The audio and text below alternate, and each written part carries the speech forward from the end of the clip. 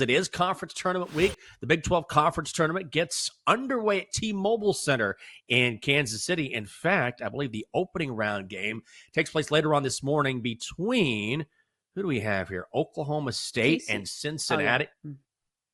Getting underway at 11:30, I think. So this is taking place across the country. When you look at this tournament in particular, top seeds, Houston, Texas Tech, Arizona, and BYU. Houston, minus 120 to win the tournament. Texas Tech, 4-1. Iowa State, 7-1. Zona is 8-1. BYU, 10-1. Kansas is 12-1. Is there a bet you're willing to make? Let me ask you this before we even get started. Houston at minus 120. Clearly the best team in the tournament. They have the talent to win it all. But would you lay $120 in a conference tournament with the Cougars? Are they worth it? I think this is truly a conversation based on the numbers alone, because obviously Houston is an easy sell for just about anything, to win the conference tournaments, to win just about any game, or even to win the national championship. As far as metrics go, Houston is head of the class in just about everything. In defense, offensive efficiency, I know they play at a snail's pace, so maybe they're not scoring 90 points a game like some of these teams from the SEC, but they've won all of these close games. And even if you look at their losses this year, they've lost 4 games this year. 3 of them came in overtime, and 1 was against Auburn. Like, the resume speaks for itself when it comes to Houston. I will say this. If you're looking at the prices and they're minus 120, Texas Tech has played them pretty closely. In fact, Texas Tech was one of those teams that handed them a loss, in overtime. So it's not, out of the realm of possibility that Texas Tech will play them close again. But here's where numbers and handicapping, I think, goes into it. Houston looks like they have a relatively easy path to the championship game of the Big 12 tournament. I don't think BYU gives them any problems. I don't think anybody on that side of the bracket really has, the depth or the talent to really contend with Houston. I do think it's the teams on the other side of the bracket. So if you're telling me, you get Houston at minus 120 on the money line in the championship game, like, I feel like that's a pretty good bet, but you could probably say that about, if you take Texas Tech at plus 400, I would imagine they're probably not going to be plus 400 on the money line, in the championship game. So it just depends on how you look at it. But I do think Houston probably wins it. Yeah, I think so as well. I think if you like the Cougars, and I like the Cougars a lot, I know a lot of people do, they're going to be a popular play, then you can still find Houston at 10-1 to win the national title. I'm not going to lay $120 for them to win a conference tournament, but I just love what I've seen out of Houston. It feels like that it is their time. And I'm seeing 8-1, 10-1. I'd still take them at 8-1. We were talking with Ryan McIntyre yesterday from the Ryan and Rush show, and he was saying the same thing, because this is a team that can play inside out with LJ Cryer and Juwan Roberts, Emmanuel Sharp. I mean, they can beat you in so many different ways, but it's really their defense, and we keep harping on that. But defense travels, and also in conference play, Houston is 10-0 away from home. Now, they do have some neutral site losses that happened earlier in the season, but they've been very, very good not playing on their home court, which, of course, is not going to happen when you talk about the NCAA tournament. So if I'm betting on the Cougars, I'm not going to lay $120 in a tournament, but I would definitely take 8-1, 10-1 if you can find it for them to win it all, because I think they have all the pieces in place.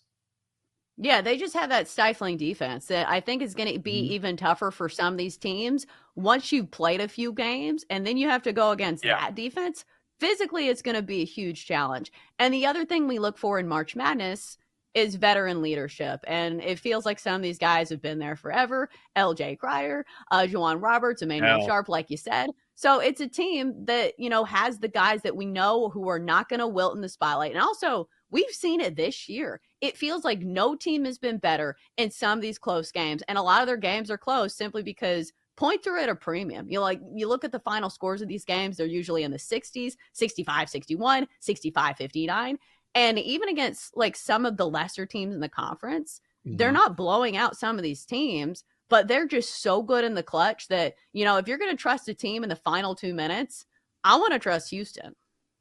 Yeah. I agree with you. You know, a team that I like, and I don't think they can hang with Houston, but a team that I think has some value if you want to play someone outside of the Cougars is the other Cougars, BYU. BYU is a team that I think is sneaky good. Maybe they don't win this tournament, although I wouldn't mind a sprinkle at 10-1. But I think BYU is a team worth watching. In the second half of the season, they have been a different team. They've won 8 straight. As the 9th longest current winning streak in the country. Coming off a win over Utah, we know that's an arch rival.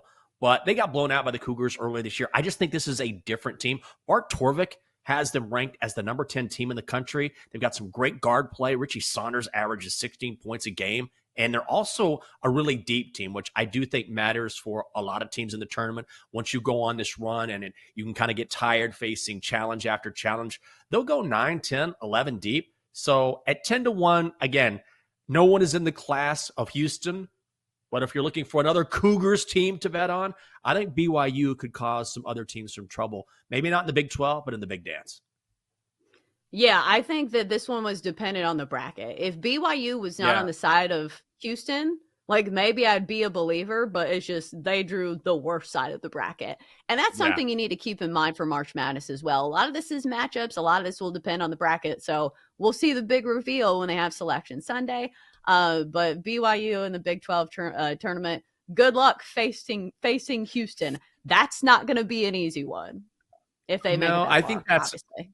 No, for sure. I think that's a really good point that you make, is that certainly a team is a team, but their run and looking at the long term, when you're talking about the Big Dance and once the brackets come out, it'll always be interesting to see which teams get a better seed, a better city to play in than others. Like I've always felt like forever, like Duke always gets, they get to play in the East. They get to play not far from home in like Greensboro or Charlotte or something like that, where they essentially have a home crowd and the tournament committee tends to give them the advantage. Maybe that's not as true recently, but that's always a massive factor. Like, are your home fans going to be able to travel a short distance, a long distance? What do the matchups look like as you go through the tournament? So it's not just the team itself. You have to look at sort of the bigger picture when you're trying to handicap these games. Also, I would say, is there any value at all on Kansas? I mean, it's crazy that this is a team that was the preseason number 1, if I remember correctly. I mean, they certainly have a ton of talent, but who do we have on this show? And they were talking about the Jayhawks. They're like, yeah, these guys don't really like each other very much. Never for team chemistry. Like, yeah, they don't really get along, but the talent is certainly there. And look, if you like Kansas to come together, they're 12-1 to win the Big 12 tournament, currently projected as a 7 seed when it comes to the NCAA tournament. I think this is an interesting team in that all of the talent is there. The coaching is there. Everything is there that you need. Again, preseason number 1 to make a run, but for some reason, just something is missing. I'm not quite sure what that is, but at the same time, would you be willing to take a risk on a team that has had all season long to get it right and hasn't done it? Well, I think it'll be matchup dependent again, because obviously Hunter Dickinson, key player for them down low. So it'll depend on the defense they're facing. Do I put them with the cream of the crop in the Big 12? No, I feel like I haven't seen enough, especially the way they ended the season, losing 2 of their last 3. They did end on a high note, though, a nice quality win over Arizona at home. You're right. There is some talent on the team. And I think for some of those teams, maybe you play them on the spread. Like, say if Kansas is getting a lot of points against one of these, blue blood teams, maybe you don't pick them to win outright, but you can just take the points. No, I think it's a good point as well. And I looked at Arizona for a hot second, but I don't like Arizona this season. And they just don't. They can explode.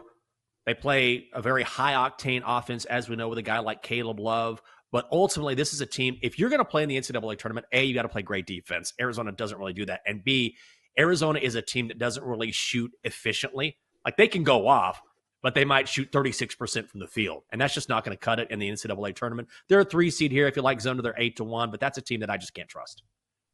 Yeah, they shoot 31% from the 3-point line. That's 280th in the country. God. So that's extremely volatile. Like, teams who, try to fire away a lot, because they do shoot a lot of threes, and they try to run up the score. If you're only making 31% of their shots, like, that's not really an offense that I want to trust. So you're right, if the threes are falling, but if you look at the stats in front of us, the threes have not been falling. So it just doesn't feel like a team that I want to back. No, I'm the same way. They're a team, they'll get hot, right? Like, they have the athleticism, and they're just such a volume shooting team that they might get hot and beat anybody. But man, at some point, what we've seen throughout the season is that how they play just isn't sustainable for a tournament run. It's always great for one game. Like, it'll be great for a one-off. Like, oh, Arizona shot lights out. They shot 45% from three. It's like, yeah, they're athletic. They can run. They're going to get up a lot of shots. They shot well in this game, and they're just going to fall off the face of the earth in the next game. So that's why I am staying away from the Cats. And also, I'm still adjusting to this Big 12 bracket. I'm like, BYU, UCF, Utah. Yeah, UCF's a tough one. I know. I'm like, wait, what is going on here? I'm like, oh, yeah, it's the Big 12. It's the Big 12.